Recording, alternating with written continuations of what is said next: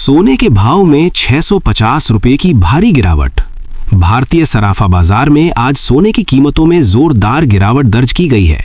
दिल्ली और मुंबई के बाजारों में 24 कैरेट सोने का भाव 650 रुपए प्रति 10 ग्राम तक नीचे आ गया है, जिससे अब ये 72,400 रुपए के करीब कारोबार कर रहा है। जेवराती सोना यानी 22 कैरेट भी 600 रुपए सस्ता होकर 66,350 रुपए के स्तर पर आ गया है। वैश्विक बाजार में डॉलर की मजबूती के कारण निवेशकों ने मुनाफा वसूली की है, जिससे घरेलू बाजार में ये नरमी आई है। चांदी की चमक फीकी, 1200 रुपए प्रति किलोग्राम का गोता। सोने की राह पर चलते हुए चांदी की कीमतों में भी आज बड़ी गिरावट देखी गई।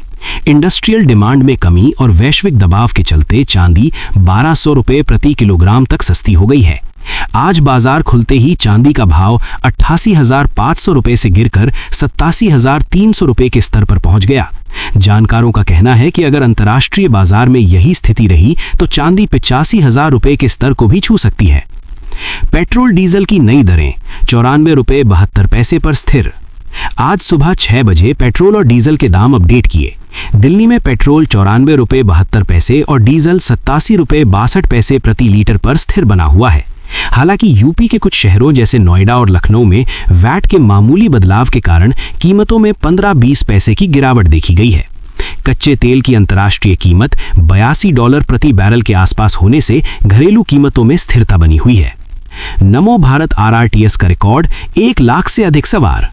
देश की पहली रीजनल रैपिड ट्रांजिट सिस्टम नमो भारत ने अपने संचालन के पहले ही दिन 1.10 लाख यात्रियों का आंकड़ा पार कर लिया है। दिल्ली गाजियाबाद मेरठ कॉरिडोर पर यात्रियों की भारी भीड़ देखी गई, जिसने सार्वजनिक परिवहन के पुराने रिकॉर्ड तोड़ दिए हैं। यात्रियों ने ट्रेन की गति और 15 मिनट की फ्रीक्वेंसी की जमकर तारीफ की है। सरकार अब इस कॉरिडोर के अगले चरण को समय से पहले पूरा करने पर विचार कर रही है। यूएस टैरिफ पर सुप्रीम कोर्ट का बड़ा रुख।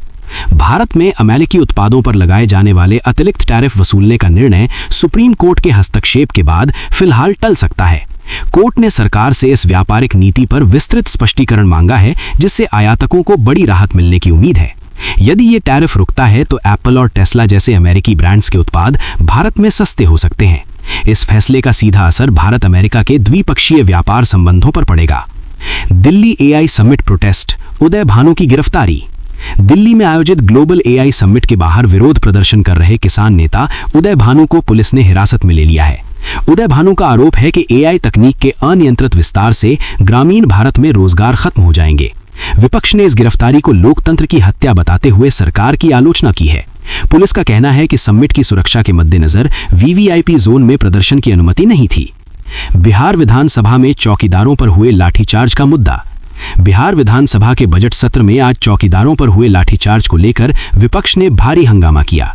विपक्षी विधायकों ने सदन के वेल में आकर सरकार विरोधी नारे लगाए और घायल चौकीदारों के लिए मुआवजे की मांग की। सरकार ने स्पष्ट किया कि कानून व्यवस्था बनाए रखने के लिए पुलिस को बल प्रयोग करना पड़ा था। हंगामे के चलते सदन की कार्यवाही को दोपहर तक के लिए स्थगित करना पड़ा। राहुल गांधी और खड़गे की किसान महापंचायत। कांग्रेस पार्टी ने अमेरिका के साथ प्रस्तावित नई ट्रेड डील के विरोध में हल्ला बोल शुरू कर दिया है। राहुल गांधी और खड़गे जल्द ही एक बड़ी किसान महापंचायत को संबोधित करेंगे, जिसमें ट्रेड डील के किसानों पर पड़ने वाले असर को उजागर किया जाएगा। कांग्रेस का दावा है कि ये डील भारतीय डेयरी और कृषि क्षेत्र को नुकसान पहुंचाएगी। इस महापंचायत के लिए देश भर के किसान संगठनों को आमंत्रित किया गया है। राहुल गांधी का भोपाल दौरा, चुनावी बिगुल। कांग्रेस नेता राहुल गांधी आज मध्य प्रदेश के भोपाल दौरे पर हैं, जहां वे कार्यकर्ताओं को संबोधित करेंगे। इस दौरे को आगामी स्थानीय चुनावों और संगठन की मजबूती के तौर पर देखा जा रहा है। राहुल गांधी यहां बेरोजगारी और महंगाई के मुद्दे पर एक पद यात्रा भी निकाल सकते हैं। सुरक्षा कारणों से भोपाल के मिंटो हॉल के आसपास भारी पुलिस बल तैनात किया गया है। योगी सरकार का तोहफा, 25 लाख रुपए की ग्रेच्युटी। उत्तर प्रदेश की योगी सरकार ने माध्यमिक शिक्षकों के लिए एक ऐतिहासिक फैसला लेते हुए 25 लाख रुपए की ग्रेच्युटी के प्रस्ताव को मंजूरी दे दी है। इस फैसले से सेवानिवृत्त होने वाले शिक्षकों को बड़ी आर्थिक सुरक्षा मिलेगी, जो लंबे समय से इसकी मांग कर रहे थे। शिक्षा विभाग ने इस संबंध में आधिकारिक आदेश जारी कर दिए हैं। शिक्षक संगठनों ने इसे सरकार का ऐतिहासिक उपहार बताया है। झारखंड एयर एम्बुलेंस क्रैश, 7 लोग घायल। झारखंड के दुमका के पास एक एयर एम्बुलेंस तकनीकी खराबी के कारण क्रैश हो गई है, जिसमें 7 लोग घायल हुए हैं। विमान में गंभीर मरीज को शिफ्ट किया जा रहा था, तभी इंजन में खराबी आ गई। पायलट की सूझबूझ से एक बड़ा हादसा टल गया, क्योंकि उन्होंने विमान को आबादी वाले क्षेत्र से दूर लैंड कराया। सभी घायलों को एयरलिफ्ट कर रांची के बड़े अस्पताल में भर्ती कराया गया है। मेरठ क्राइम अपडेट, सर्राफा व्यापारी से लूट। उत्तर प्रदेश के मेरठ में आज सुबह बेखौफ बदमाशों ने एक सर्राफा व्यापारी से लाखों के जेवरात लूट लिए। वारदात के समय व्यापारी अपनी दुकान खोल रहा था, तभी बाइक सवार बदमाशों ने तमंचे के बल पर बैग छीन लिया। पुलिस ने पूरे इलाके की नाकेबंदी कर दी है और सीसीटीवी फुटेज खंगाले जा रहे हैं। स्थानीय व्यापारियों में इस घटना को लेकर काफी आक्रोश है और उन्होंने बाजार बंद रखने की चेतावनी दी है। बदायूं में चौकीदार की बेरहमी से हत्या।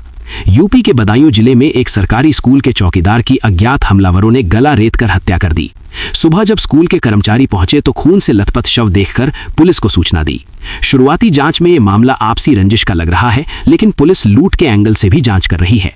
इलाके में तनाव को देखते हुए अतिरिक्त पीएसी बल तैनात किया गया है। रूस यूक्रेन युद्ध के 4 साल, तनाव बरकरार। आज रूस यूक्रेन युद्ध को पूरे 4 साल हो गए हैं और वैश्विक तनाव अभी भी चरम पर है। इस युद्ध ने दुनिया भर में खाद और ईंधन की सप्लाई चेन को बुरी तरह प्रभावित किया है। भारत ने एक बार फिर दोनों देशों से कूटनीति और संवाद के जरिए विवाद सुलझाने की अपील की है। अंतर्राष्ट्रीय विशेषज्ञों का मानना है कि इस युद्ध का अंत अभी निकट भविष्य में नजर नहीं आता। क्रिप्टो मार्केट में हलचल, बिटकॉइन में गिरावट। डिजिटल मुद्रा बाजार में आज बिटकॉइन के दाम में 3% की गिरावट दर्ज की गई है, जिससे ये $52,000 के स्तर पर आ गया है। इस गिरावट का असर इथेरियम और अन्य प्रमुख क्रिप्टो करेंसियों पर भी पड़ा है। अमेरिका में ब्याज दरों को लेकर आने वाले नए आंकड़ों के डर से निवेशकों ने डिजिटल असेट्स से पैसा निकालना शुरू कर दिया है।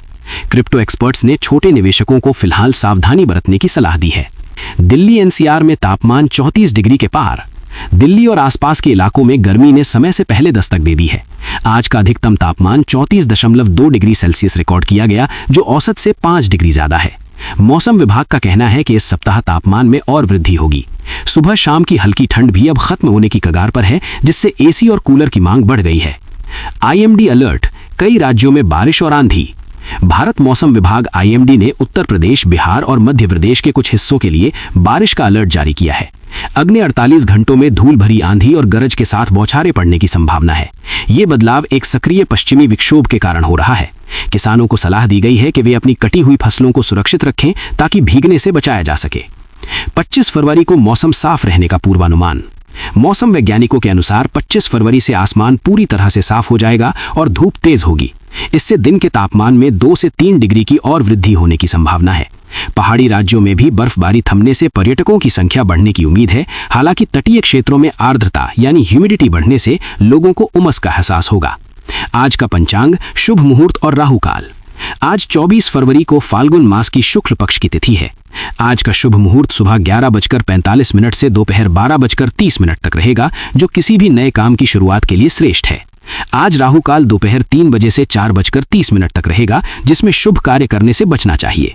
धार्मिक दृष्टिकोण से आज का दिन शिव उपासना के लिए विशेष माना जा रहा है। शेयर बाजार अपडेट, बैंकिंग सेक्टर में उछाल। आज शेयर बाजार की शुरुआत मजबूती के साथ हुई है, जहां निफ्टी और सेंसेक्स दोनों हरे निशान में कारोबार कर रहे हैं। बैंकिंग और ऑटो सेक्टर के शेयरों में 1 से 2% की तेजी देखी जा रही है। सोने की कीमतों में गिरावट का सकारात्मक असर ज्वेलरी कंपनियों के शेयरों पर पड़ा है। निवेशकों को आज ब्लू चिप कंपनियों पर नजर रखने की सलाह दी गई है। शिक्षा जगत अपडेट, बोर्ड परीक्षाओं की तैयारी तेज। देश भर में सीबीएसई और विभिन्न राज्य बोर्ड्स की परीक्षाएं शुरू होने वाली हैं। शिक्षा मंत्रालय ने केंद्रों पर सुरक्षा और नकल रोकने के लिए कड़े इंतजाम किए हैं। छात्रों को तनाव मुक्त रहने के लिए विशेष परामर्श केंद्र खोले गए हैं। इस साल कई राज्यों में डिजिटल एडमिट कार्ड और बायोमेट्रिक अटेंडेंस की सुविधा भी शुरू की गई है। यूपी और बिहार की स्थानीय खबरें।